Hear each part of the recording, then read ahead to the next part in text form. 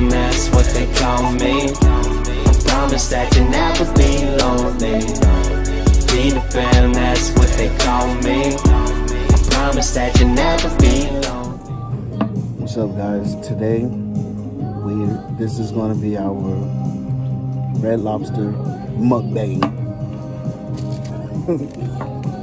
Right now, we just wait for our food. We got our drinks. What you get? Huh? What you get? I got the dragon shrimp. No, what you get to drink, crazy? Oh, my drink is a hurricane. And I got a margarita.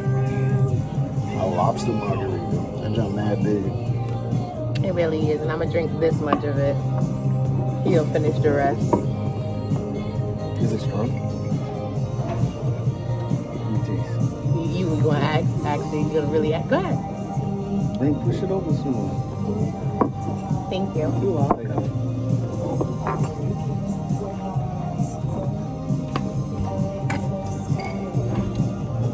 What? Sour? Yeah. I feel it. Sour.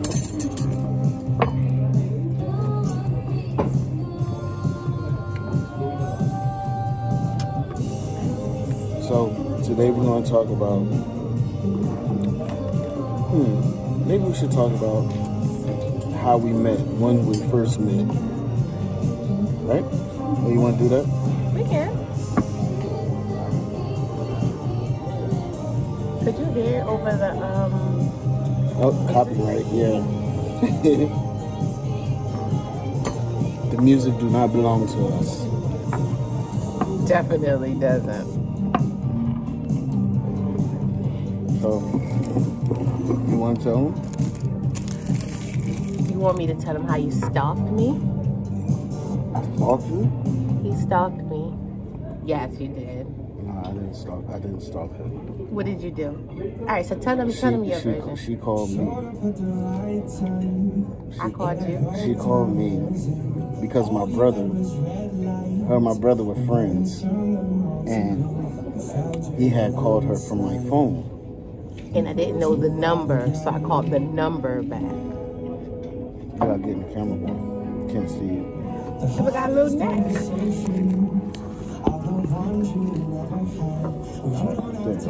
Yeah. So I called an unknown number back. That's the only reason why I called him. Yeah, she called my phone looking for him. And I thought about it. I was like, she sounds kind of cute. So I had to call her back. You knew what I looked like, though. I didn't really see your face. He knew what I looked like. No, I didn't. He was just feeling a little stalkerish. Then, from there, we just clicked. You kept being creepy. How was I being creepy? Not creepy. He just liked me. He knew who I was. No, I knew who she was, but I didn't know what she looked like. He knew what I looked like. No. You didn't know what I looked like? Not really. I couldn't really see your face. So you went from not knowing what I looked like to not really, to not being able to see my face, to me sounding cute. He knew what I looked like.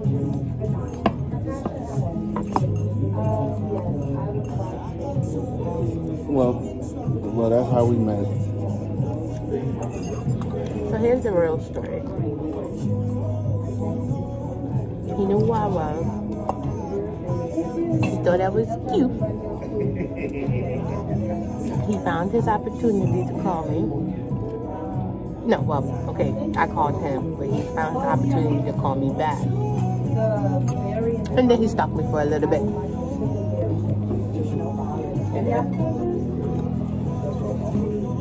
Then he kept pursuing until I finally gave in. The end. That's not true. I admit, I saw my opportunity and I took it. That's the best thing he could have did in his life. Your life too.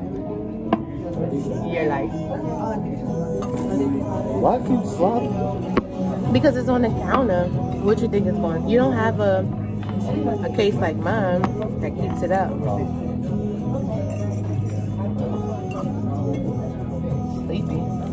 What else do people talk about during mukbangs?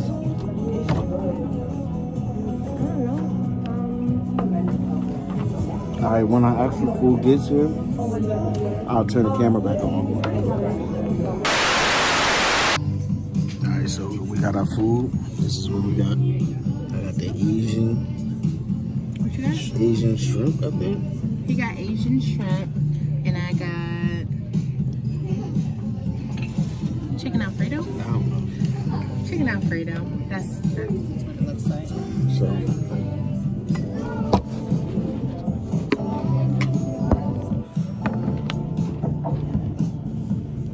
First, I want to say thank you guys who all subscribe, you know, comment, and be liking our videos. I want to thank you. And let's keep this going. So, we're gonna, I guess, I don't know what we're gonna talk about, but what's up? What are you doing?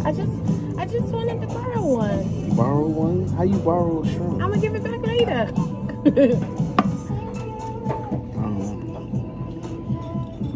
Is it just me, or is it just like a natural thing to every time he gets something, I just need to try it? Like I just need to try it. I need to try it. I need to know that it's good to make sure that it's good for him. That's what I came up with.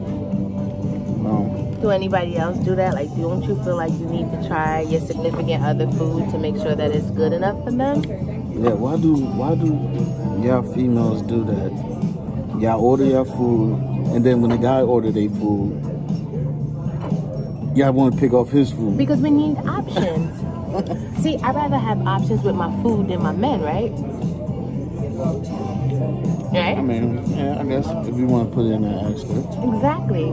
So if I can't have options with my men, I might as well have options with my food. I guess. So now that you know the logic, just let me be. You want to taste mine? No. Y'all know what it tastes like. You want some? No.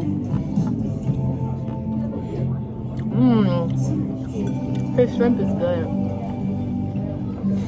Real good. Oh, let me tell you guys. Before, when I was younger, I used to be allergic to shrimp, and I haven't eaten it since I was like 12. Now he's 50. Now, it's like, I kept telling her, like, I probably grew out of it. So one day I tried. I thought he was going to die, y'all. One day I tried, I was like, ain't nothing happened. But I was like, I grew out of it. So now I just be going shrimp crazy. Hurricane. You're welcome. Do you want anything to drink? You're fine? Good, thank no you. problem. So now I be going shrimp crazy. Everything is shrimp. Honestly, he went years without eating shrimp. Ever since I met him, he kept telling me that he was allergic to shrimp. He was allergic to shrimp. So then all of a sudden, I eat shrimp, so I would get shrimp. So then one day he's like, let me taste your shrimp. I said, hell no, you're not about to die on my watch. So then he was like, no, I'm gonna be good. So when he ate the shrimp, I watched him the whole night. The whole night I made sure that he was breathing, made sure that everything was okay. Every time he coughed, I looked over because I thought he was gonna die, y'all. People do grow out of their allergic reactions. So. And that's what happened with me, but this is good. A little spicy, but good. I'ma still watch him tonight because I'm still not 100% comfortable with him eating shrimp. Like, you can't go 15 years, 20 years without eating shrimp, then wake up one day and say, I'ma just eat the shrimp. It's just not. I did. So I'ma monitor him today, and every day that he eats shrimp, I'ma monitor him. I think I'm on his life insurance, but I just want to make sure. I mean, I don't want nothing to happen. Why is the shrimp all rubbery? It's rubbery? Yeah. I think mine is good. You don't like it? No, it's alright, but it's a little... Overcooked? Yeah.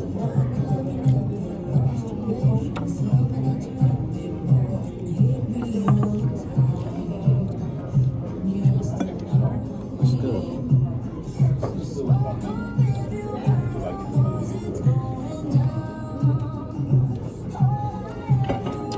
actually came here for not lobster. I actually came here for crabs because I really, really wanted crabs, and ended up with chicken pasta.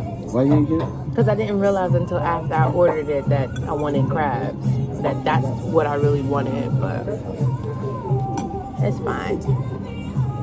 You could never go wrong with the classics. Send that back and get the crabs. No. I got seafood. I got chicken food. Chicken food.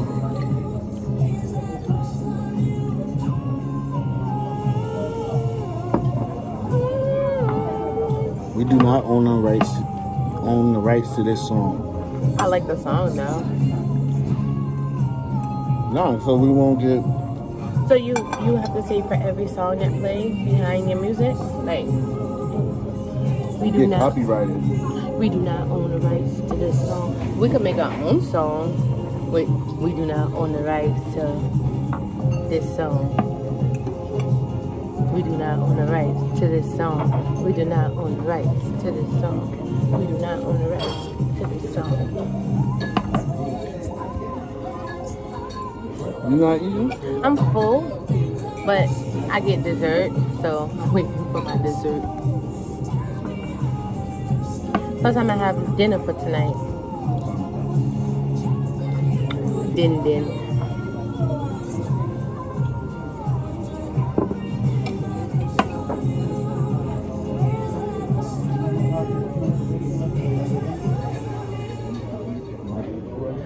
Put it in.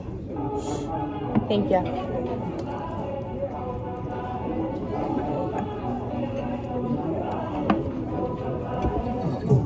Look at him. What's wrong? Nothing. Your ears? The ear got a little clogged up.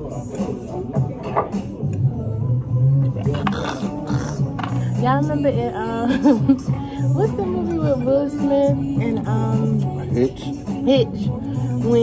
What did he eat? He had some seafood. He ate something with seafood and he was related to seafood and his face swelled up. At first he was sitting there like, that's gonna be you. No, I'm good. I don't know why they put all this shrimp on, but It's too many. See, that's what's wrong with people. If they would have only put 3 shrimps, you would have been like, I don't understand why they only put 3 shrimps, 4 shrimps in my food. He had about like 15 shrimps. Now he want to know why they put so much shrimps in his food. Like, you can never satisfy. yeah, but they put more shrimp Than than rice. rice. Look at this. They put more shrimp than rice. And they gave like 2 little broccolis. You want some pasta too? So, You can have some of my pasta. and you know, like when you eat rice or any starch, that should make you full fast. So Maybe that's what the point is. And that's not even regular rice. That's like multi-grain, healthy rice. So they're trying to help you. They're trying to help your heart. this is a healthy meal. Healthy Option. Yeah. What are some of the meals that you guys order when you go to Red Lobster? Like, what are some of your favorites? Yeah, drop a comment below. Let us know, what do you guys order when you go to Red Lobster? What drinks do you guys order? And then maybe we'll do a video trying trying you guys options, whatever. So we'll drop a video doing that. So make sure you let us know. So I wanna like. Look. No, I don't know. I was just thinking about, I don't know. I can't get that out of my mind. GiGi Bryant, Well, like it's like I was telling you earlier. Like, I'm glad that she's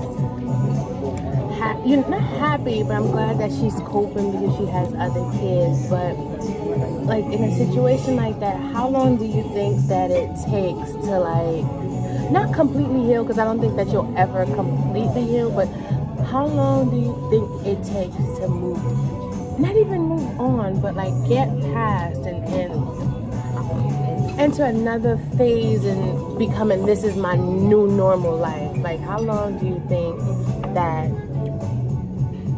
For somebody that, you know, you've been with somebody for 20 years, have 4 kids, and then this a traumatic situation like this happened, honestly, I don't think you will ever get over it. You'll have to live with the fact that that person's not there no more.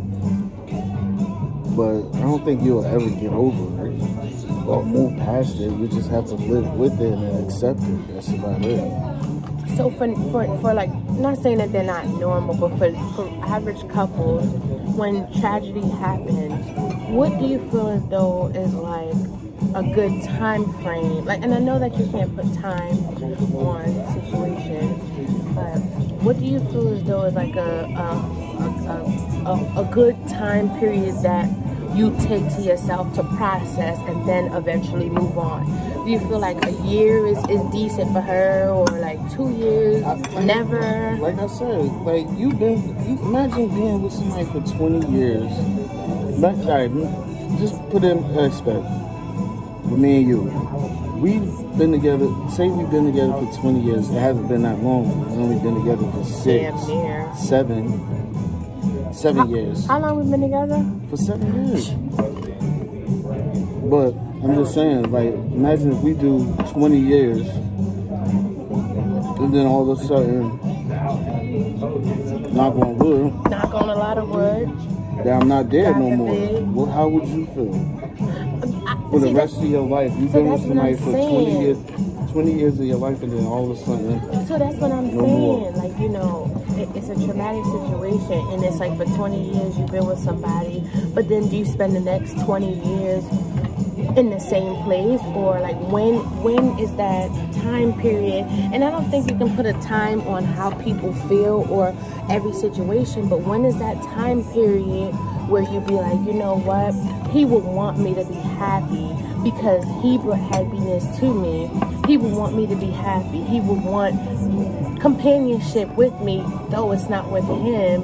He would want me to have that type of companionship. Like, what is that time period, if there is a time period that you move on? Or is it just something that it just depends on the situation and the circumstance? Like, what is a good time period to move on after, I would call it a traumatic situation or a tragedy like that? Like, what do you feel as though is a good enough time to say that you've coped with yourself, you've coped with the situation, you've coped with yourself, and now you're at a point where you're okay with moving on and actually being happy in another situation? Because I find a lot of people in traumatic situations where they lose their significant other, they move on to someone else to not camouflage, but to kind of, let's use it, camouflage how they're feeling, or to kind of not bury, but like bury how they're actually feeling, bury old memories, or to try to basically set new memories with this person in constellation of the memories that they would have had with the person prior. It's good, thank you. So in this instance, like, what do you guys feel is a good time frame, or is there even a time frame, or is it like a case-by-case situation where the situation or the depth of the relationship, the time that you've been with the person, like, what determines the time period that it takes for you to move on? Is it okay, I've only been with him for 2 years, why wait, why grieve for such a long period of time when I can be happy with someone else? Or how do you guys feel, or what do you guys feel is... What was you looking at? Nothing, go ahead. Oh, yeah. What do you guys feel is sufficient? Like, I personally think that time does play a part, but I feel, as I said, I feel as though you have to be ready to be okay. Like you have to be ready to be okay in order for you to move on. Like you can't just be moving on just to be with somebody, just to find that companionship again. You actually physically have to be ready to take whatever this new person is, because you can't compare what you had with the person before with the person that you're gonna be with. So in that instance, do you give yourself enough time to not say that the memories of that person will disappear, but you give yourself time where you're not grieving over the person. And just because death doesn't always equal grief for me. You can not be with someone anymore and still grieve them because they're not a part of your life. So you grieve them, you want them. So in that instance, like what do you guys feel is a good time frame? I was just about to hit you like, is that yours? What do you think? What do you think? I can't really say because I've never been in a situation, and God forbid that I ever do be in that situation. But I really can't say, man. It all depends on the person. I mean, that's all I can say is, I mean, if that person feels though like, you know, after a year, it's like I can't keep, you know, sitting here moping and I have to move on with my life, then that's what it takes. It just all depends on the person. So okay, so in that instance, what would you, if let's say for instance, let's play devil's advocate, and you see that she moved on after a year, would you think that that's correct, or would you think that it's fair for people to judge her for moving on after a year? You can't judge her based on, you know, on that, because it's like you know, if she decided to do that, that means she realized that she has to move on with her life. Like, you can't judge nobody off of that because that's their decision. You know, some people out there that be like, oh, that's messed up, her husband just died or whatever. But I mean, if she feels as though that she has to move on with her life, then that's what she has to do.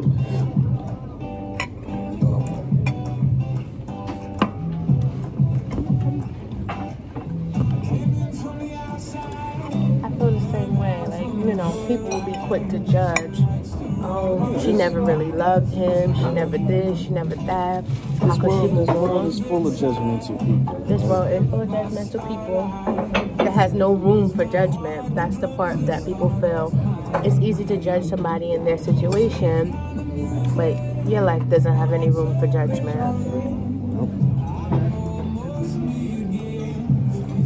But this video is already almost 18 minutes long. Don't want to make it too long. I want to thank you guys for joining us today. And subscribe, like, comment. Yeah, comment and let us know what you guys think on our conversation that we just had. Give us your intake. Any comment is... Is it possible for me to get like the sauce? It's another job. You want more sauce? Yes, sure. If I wasn't rudely interrupted, I forgot what I said. But, you know, drop a comment below. Let us know what you guys think about our conversation. And I guess we'll see you guys in the next one. Peace.